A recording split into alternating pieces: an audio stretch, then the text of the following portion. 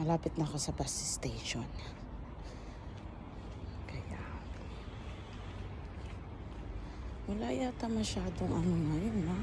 Kasi magbabakasyon na. Yung iba nasa bakasyon na. Kaya medyo wala na masyadong sasakyan. So ayan, may mga nag-aantay.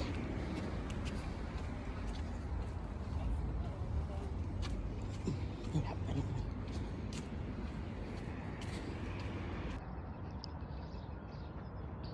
Ito ang way pa labas ng bahay. Nakalagpas na ako dun sa gate.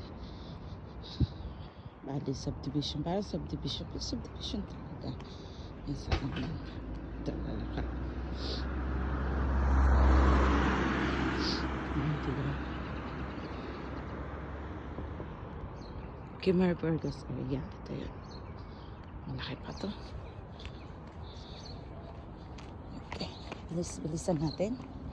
Kasi para makapunta natin yung bus ng 7:15. Anong oras na kasi?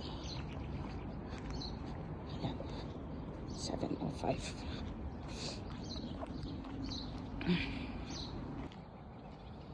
Ito yung dadaanan namin every time. Kaya minsan kailangan maaga kami umuwi ng ngayon summer hanggang alas 8, alas 9 maliwanag pa. Pag yung winter, autumn, spring medyo mabilis magdilim kaya kailangan we have to come back early kasi medyo delikado yung way niya pa uwi ng bahay. Wala masyado kasing tao. Ayan.